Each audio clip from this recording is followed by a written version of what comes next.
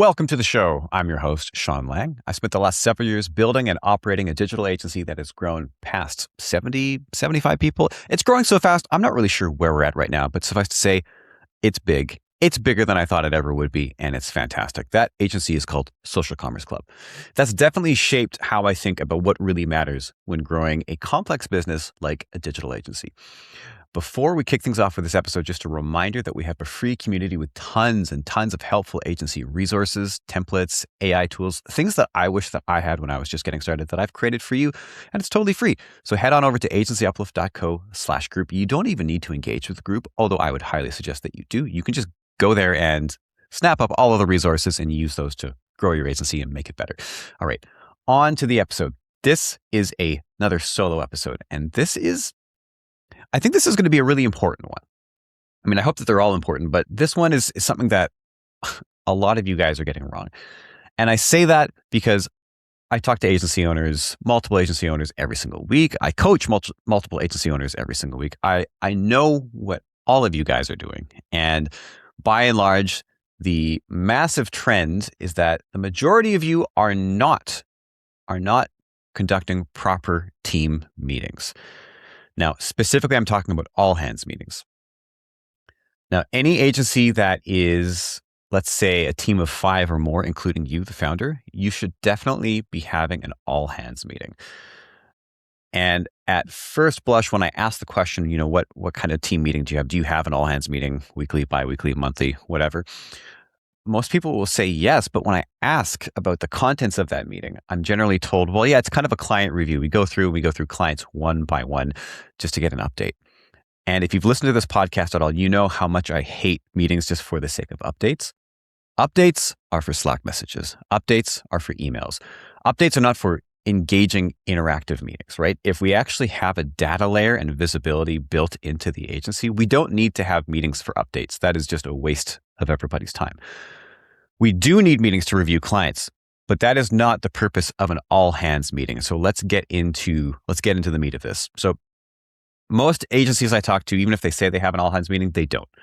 It's a client meeting. It's a client roll call. We're basically just going through clients and looking at various data points and who's doing well, who's not doing well, etc. A real all hands meeting is not for walking through every account one by one. That turns the meeting into a bloated status dump, which I hate so much. It's only relevant to a fraction of the people that are on the call, or at least certain moments of that meeting are only relevant to a fraction of the people. So it's really, really inefficient. People will tune out if it's not relevant to them. They'll say nothing. They'll start working on something else off the side of their desk while they're on the meeting. You've probably seen this before. And then they leave this meeting, this apparent all hands meeting, without more alignment, without more energy, without more clarity than they had before. And the purpose of your all hands meeting should be to create alignment, should be to give people energy, should be to give them clarity, right? So the core distinction here is that a real all hands meeting asks, what does the whole team need to know? What do they need to feel? What do they need to learn? What do they need to align on this week? Okay. So if we just use the meeting to walk through clients one at a time, that creates low relevance for most people that are on the call. It creates passive participation. It creates repeated details that people could read elsewhere, right? The Slack message and email. There's no real transfer of insight across the team.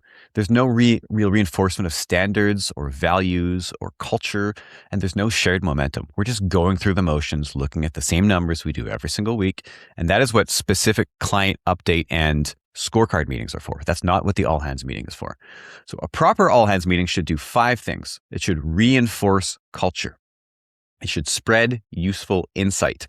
It should surface patterns that are recurring. It should create team-wide alignment, and it should increase energy and ownership. So let's review a very simple template that I've created for my clients as a way to create your first all hands meeting. You base it off this template, and once you get a rhythm done, you're probably going to, tear it apart and make your own, but based on these core principles in the meeting. So part 1 of an effective all hands meeting will have discussion on our values and generally on a highlighted core value. Now, I've done a number of episodes on core values, and I'll probably bring those back, but let me just go back really quickly. If you don't have core values, you don't skip this part. If you don't have core values, then we defer to what I call the minimum operating principles. There are 3 of them. First one is bias for action. Second one is proactive communication. And the third one is ownership. So I'm going to go through a list for this first part, and it'll either be your core values, and if you don't have core values, it will be the minimum operating principles. So we highlight one value or principle, and we go either by a show of hands in the meeting or by picking people.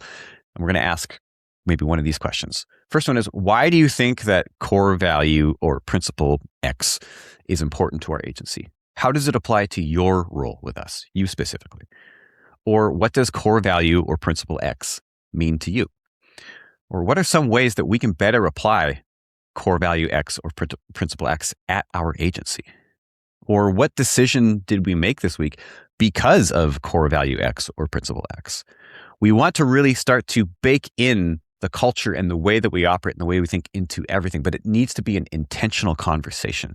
If it's just this implied thing, it will never actually take root, because you want your culture will be basically you when you're not in the room. Right now, your agency probably has culture and it's based completely around you, the founder. But the minute you leave the room, culture just completely disintegrates. And that's because you don't reinforce. You don't take time to actively discuss it and to give it meaning, right? So that's part one, and that is critical.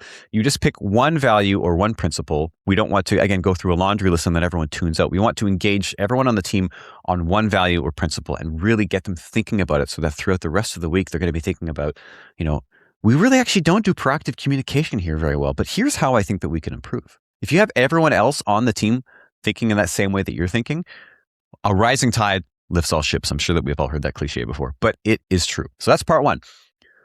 Part two, we go through team wins. So we want to ask the team to offer up their wins from the week, either client results, or maybe it's a new learning, maybe it's a new development in the agency or the industry, but something that's a win. And if nobody volunteers, pick people. Usually people will assume that their win that they're thinking of is too small and it's not worth saying.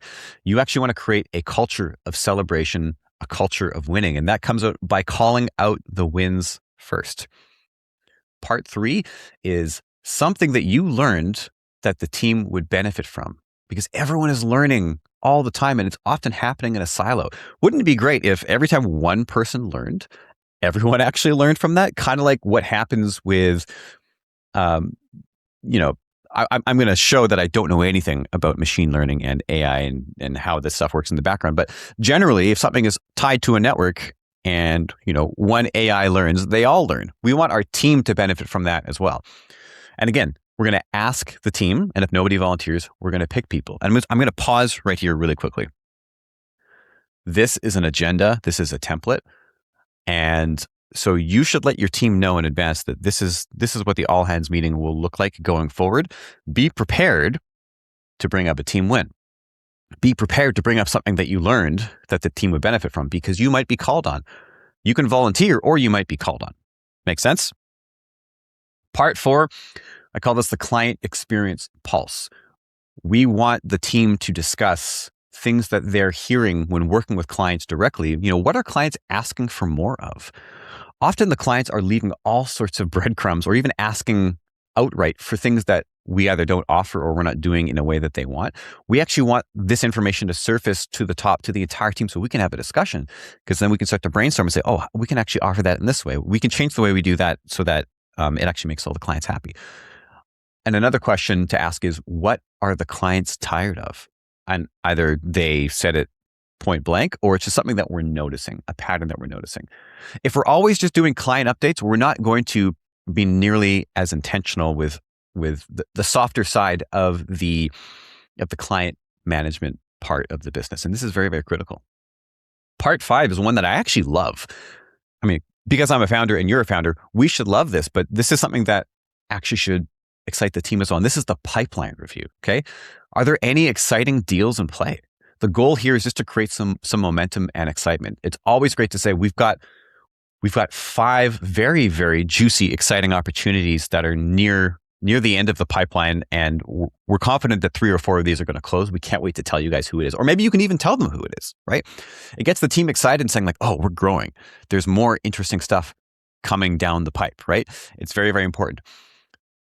Now, when we go through all of these different parts, keep in mind that some of them will have more meat than others. So you're not going to give part 1, part 2, part 3, part 4, part 5, etc., the same amount of airtime in the meeting. It's going to be based on what is the most relevant. So if pipeline is really, really thin right now, we don't really have much to review, we might just skip it, or we might say, hey, we'll hit pipeline review on the next meeting, and then we'll move on to part 6. So part 6 is any operational changes worth reviewing.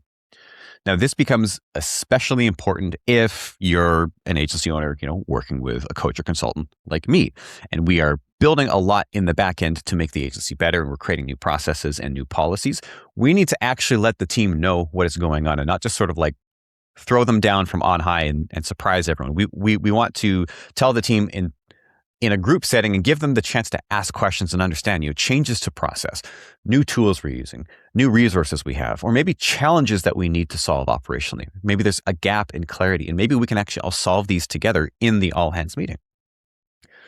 And then part 7, and this is sort of a callback to something that you learned that the team would benefit from, is just overall team learning. Is there something that you want the entire team to learn? Maybe it's a new concept, a new approach, a new way of doing things. Then carve out some time at the end of the all hands meeting and do a team training, and then provide that as a recording afterwards.